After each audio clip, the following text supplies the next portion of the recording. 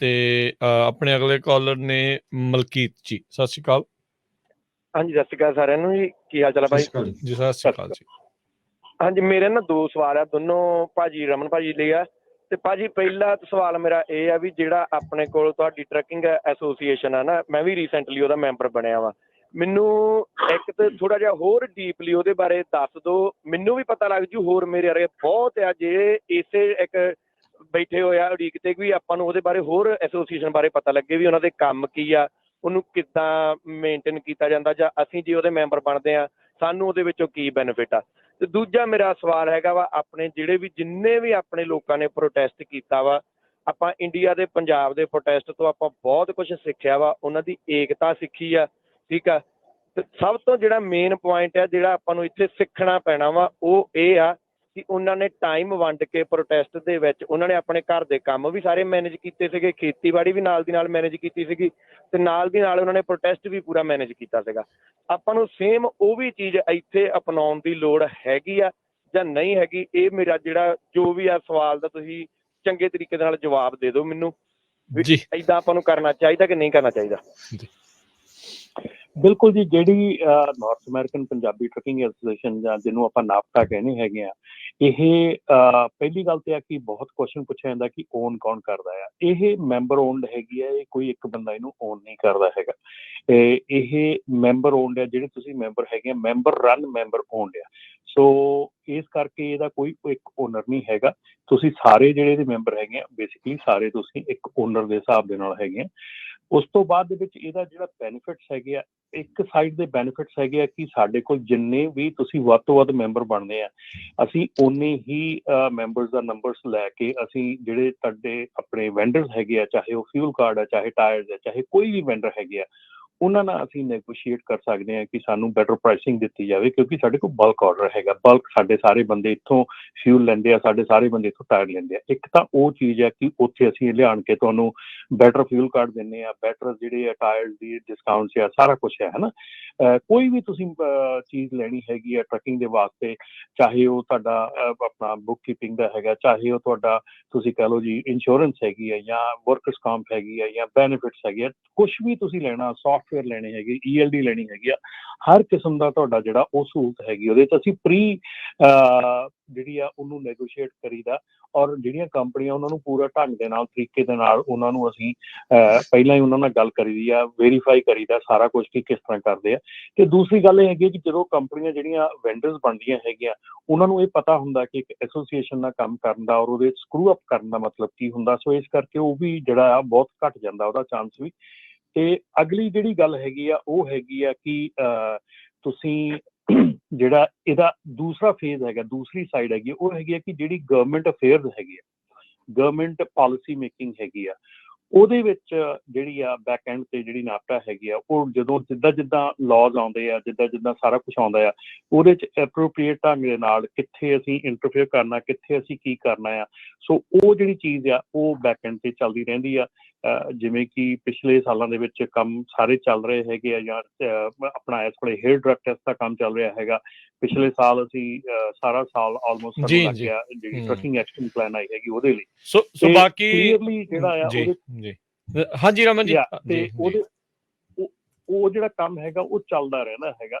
ਅਗਲੀ ਗੱਲ ਤੁਸੀਂ ਕੀਤੀ ਹੈ ਪ੍ਰੋਟੈਸਟ ਦੀ। ਪ੍ਰੋਟੈਸਟ ਦੀ ਜਿਹੜੀ ਤੁਸੀਂ ਗੱਲ ਕੀਤੀ ਹੈ, ਇਹੋ ਜਿਹਾ ਪ੍ਰੋਟੈਸਟ ਜਿਹੜਾ ਉਹ ਸਾਨੂੰ ਚਾਹੀਦਾ ਜਦੋਂ ਲਾਅ ਬਣਨ ਦੀ ਤਿਆਰੀ ਕਰ ਰਿਹਾ ਹੁੰਦਾ, ਨਾ ਕਿ ਲਾਅ ਬਣ ਕੇ ਲਾਗੂ ਹੋ ਜਾਂਦਾ ਉਦੋਂ ਸਾਨੂੰ ਇਹ ਪ੍ਰੋਟੈਸਟ ਚਾਹੀਦਾ। ਇਹ ਪ੍ਰੋਟੈਸਟ ਚਾਹੀਦਾ ਉਦੋਂ ਜਦੋਂ ਤੁਸੀਂ ਇਹਨੂੰ ਆਪਣਾ ਕੰਮ ਨੂੰ ਇਹਨੂੰ ਜਿਹੜਾ ਆ ਲਾਅ ਜਿਹੜਾ ਸ਼ੁਰੂ ਹੋ ਰਿਹਾ, ਇਹ ਬਿਲਕੁਲ ਗਰਾਊਂਡ ਲੈਵਲ ਤੇ ਹੈਗਾ, ਉਦੋਂ ਇਹ ਪ੍ਰੋਟੈਸਟ ਚਾਹੀਦਾ। ਜਿਹੜਾ ਇਹਦਾ ਟਾਈਮਿੰਗ ਆ ਉਹ ਬਿਲਕੁਲ ਗਲਤ ਸੀਗਾ। ਈਵਨ ਦੋ ਚਲੋ ਆਪਾਂ ਮੰਨਦੇ ਹਾਂ ਲੇਟ ਆ, ਜਿੱਦਾਂ ਆਪਾਂ ਕਿਸਾਨ ਮੋਰਚੇ ਦੀ ਵੀ ਗੱਲ ਕਰਦੇ ਹਾਂ, ਜਿਹੜਾ ਉੱਥੇ ਲੱਗਾ ਉਹ ਵੀ ਉਹਨਾਂ ਦੇ ਪਾਸ ਹੋਣ ਤੋਂ ਬਾਅਦ ਦੇ ਵਿੱਚ ਉਹਨਾਂ ਨੇ ਲਾਇਆ ਸੀਗਾ, ਪਰ ਉਹਦੇ ਵਿੱਚ ਉਹਨਾਂ ਨੇ ਰਮਨ ਜੀ, ਹਰਜੋਤ ਜੀ, ਇੱਕ ਚੀਜ਼ ਆਪਾਂ ਦੇਖੀ ਆ, ਲੰਮੇ ਸਮੇਂ ਦੇ ਲਈ ਉਹ ਤਿਆਰ ਸੀਗੇ ਵੀ ਉਹਨਾਂ ਨੇ ਉਹ ਜਿਹੜਾ ਉਹ ਕਰਨਾ ਆ।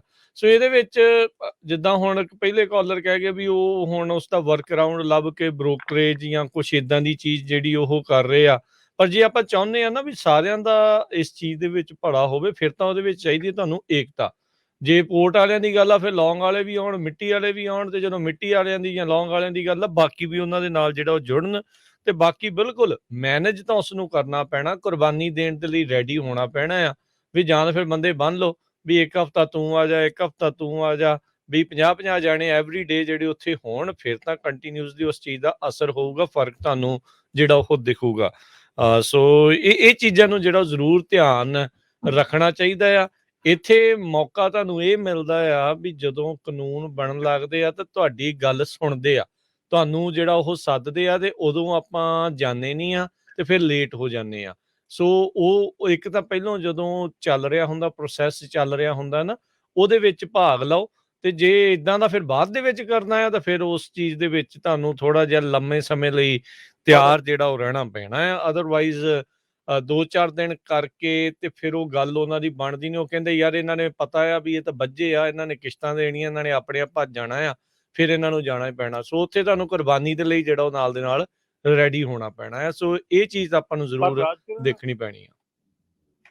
ਜੀ ਆਪਾਂ ਕਿਉਂ ਹਮੇਸ਼ਾ ਟਫ ਬੈਟਲ ਹੀ ਚਾਹੁੰਦੇ ਆ? ਆਪਾਂ ਕਿਉਂ ਨਹੀਂ ਜਿਹੜਾ ਨਹੀਂ ਮੈਂ ਆਪਾਂ ਤਾਂ ਕਹਿੰਦੇ ਆ ਵੀ ਜਦੋਂ ਪ੍ਰੋਸੈਸ ਚੱਲ ਰਿਹਾ ਹੁੰਦਾ ਭਾਈ ਉਦੋਂ ਹੀ ਉਸ ਚੀਜ਼ ਦੇ ਵਿੱਚ ਲਓ। ਤੇ ਹੁਣ ਚਲੋ ਮੰਨ ਲਓ ਦੇਰ ਹੋ ਹੀ ਗਈ ਆ, ਲੇਟ ਹੋ ਹੀ ਗਿਆ ਆ, ਤੇ ਫਿਰ ਇਸ ਚੀਜ਼ ਦੇ ਲਈ ਜੇ ਟਫ ਬੈਟਲ ਵੀ ਕਰਨੀ ਆ ਫਿਰ ਪੂਰੀ ਟਫ ਹੀ ਹੋਣੀ ਆ। ਉਹਦੇ ਵਿੱਚ ਵੀ ਆਪਾਂ ਇਹ ਨਹੀਂ ਕਹਾਂ, ਉਹਦੇ ਵਿੱਚ ਇਹ ਨਹੀਂ ਆ ਵੀ ਆਪਾਂ ਲੂਜ਼ ਵੀ ਕੁਛ ਨਾ ਕਰੀਏ ਤੇ ਆਪਾਂ ਨੂੰ ਨਤੀਜੇ ਵੀ ਮਿਲ ਜਾਣ, ਏਦਾਂ ਨਹੀਂ ਉਸ ਚੀਜ਼ ਦੇ ਵਿੱਚ ਹੋ ਸਕਦਾ। ਫਿਰ ਦੇਖੋ ਆਪਾਂ ਕਾਰ ਦੇ ਵਾਰੀ ਵੀ ਇਹੋ ਹੀ ਕੰਮ ਕੀਤਾ ਸੀਗਾ, ਲੇਟ ਬੈਟਲ ਸ਼ੁਰੂ ਕੀਤਾ ਸੀਗਾ ਆਪਾਂ, ਤੇ ELD ਵਾਰੀ ਵੀ ਲੇਟ ਬੈਟਲ ਸ਼ੁਰੂ ਕੀਤਾ ਸੀਗਾ ਆਪਾਂ, AB5 ਵਾਰੀ ਵੀ ਲੇਟ ਬੈਟਲ ਸ਼ੁਰੂ ਕੀਤਾ ਸੀਗਾ। ਸਾਡੀ ਆਦਤ ਬਣ ਚੁੱਕੀ ਆ, ਜਦੋਂ ਸਾਡੇ ਸਿਰ ਤੇ ਆਣ ਪੈਂਦੀ ਆ ਉਦੋਂ ਸਾਨੂੰ ਸੋਝੀ ਆਉਂਦੀ ਆ, ਸਾਨੂੰ ਟਾਈਮ ਤੇ ਪ੍ਰੋਸੈਸ। ਇਹ ਦੇਖੋ ਜਦੋਂ ਅਸੀਂ ਕੰਪੇਅਰ ਕਰਦੇ ਨਾ ਉੱਥੋਂ ਦਾ ਇੱਥੋਂ ਦਾ ਸਾਰਾ ਕੁਛ, ਦੇ ਆਰ 2 ਡਿਫਰੈਂਟ ਕੰਟਰੀਜ਼, ਇਹਨਾਂ ਦਾ ਡਿਫਰੈਂਟ ਪ੍ਰੋਸੈਸ ਹੈਗਾ, ਡਿਫਰੈਂਟ ਹਰ ਇੱਕ ਚੀਜ਼ ਹੈਗੀ ਆ। ਉੱਥੇ ਕਾਨੂੰਨ ਦੇ ਬਣਾਉਣ ਲੱਗਿਆ ਕਿਸੇ ਨੇ ਪੁੱਛਿਆ ਨਹੀਂ ਸੀਗਾ, ਇੱਥੇ ਤੁਹਾਨੂੰ ਪੁੱਛਦੇ ਆ, ਬਿਠਾਉਂਦੇ ਆ, ਮੀਟਿੰਗ ਕਰਦੇ ਆ, ਸਭ ਕੁਛ ਕਰਦੇ ਆ। ਜੇ ਅਸੀਂ ਪ੍ਰੋਸੈਸ 'ਚ ਹਿੱਸਾ ਨਹੀਂ ਲੈ ਸਕਦੇ ਨਾ ਤੇ ਸਾਨੂੰ ਕੰਪਲੇਂਟ ਕਰਨ ਦਾ ਕੋਈ ਹੱਕ ਨਹੀਂ ਹੈਗਾ। ਜਦੋਂ ਕਾਨੂੰਨ ਬਣ ਜਾਂਦਾ ਕਿ ਕਾਨੂੰਨ ਬਣਾਉਣ ਲੱਗਿਆ ਸਾਨੂੰ ਪੁੱਛਿਆ ਨਹੀਂ ਗਿਆ, ਅਸੀਂ ਕੰਪਲੇਂਟ ਦੇ ਹੱਕਦਾਰ ਨਹੀਂ ਹੈਗੇ। ਕਿਉਂਕਿ ਜਦੋਂ ਕਾਨੂੰਨ ਬਣਦਾ, ਇਹ ਤਾਂ ਤੁਹਾਨੂੰ ਵੀ ਪਤਾ, ਮੈਨੂੰ ਵੀ ਪਤਾ, ਸਾਰਿਆਂ ਨੂੰ ਪਤਾ ਕਿ ਇਹਨਾਂ ਕੰਟਰੀਆਂ ਦੇ ਵਿੱਚ ਜਦੋਂ ਕਾਨੂੰਨ ਬਣਦੇ ਆ ਤਾਂ ਬੜੀ ਡੀਟੇਲ ਦੇ ਵਿੱਚ ਜਿਹੜਾ ਜਾਇਆ ਜਾਂਦਾ। ਆਹ ਹੇਅਰ ਡਰੱਗ ਟੈਸਟਿੰਗ ਦਾ ਕਾਨੂੰਨ ਬਣ ਰਿਹਾ, ਪਿਛਲੇ 1.5 ਤੋਂ 2 ਸਾਲ ਹੋ ਚੱਲੇ ਆ ਉਹਦੇ ਉੱਤੇ ਕੰਮ ਚੱਲਦੇ ਨੇ। ਉਹ ਕਾਨੂੰਨ ਐਵੇਂ ਨਹੀਂ ਬਣ ਜਾਣਾ, ਠੀਕ ਹੈ ਨਾ। ਸੋ ਇਹ ਗੱਲਾਂ ਸਾਨੂੰ ਸੋਚਣੀਆਂ ਪੈਣੀਆਂ, ਸਾਨੂੰ ਸਮਝਣੀਆਂ ਪੈਣੀਆਂ। ਗ੍ਰਾਸ ਰੂਟ ਲੈਵਲ ਤੇ ਬਾਟਮ ਲੈਵਲ ਤੇ ਕੰਮ ਸ਼ੁਰੂ ਕਰਨਾ ਪੈਣਾ ਤਾਂ ਕਿ ਅਸੀਂ ਉੱਤੇ ਤੱਕ ਪਹੁੰਚ ਸਕੀਏ। ਗ੍ਰਾਸ ਰੂਟ ਤੇ ਆਪਾਂ ਜੜ੍ਹਾਂ ਨੂੰ ਪਾਣੀ ਦੇਣ ਤੋਂ ਬਿਨਾਂ ਆਪਾਂ ਕਹੀਏ ਫਰੂਟ ਲਾ ਲਈਏ ਉੱਤੋਂ, ਤੇ ਉਹ ਫਿਰ ਫਰੂਟ ਜਿਹੜਾ ਉਹ ਟਰੀ ਦੇ ਕਾਫੀ ਉੱਚਾ ਚਲਾ ਜਾਂਦਾ।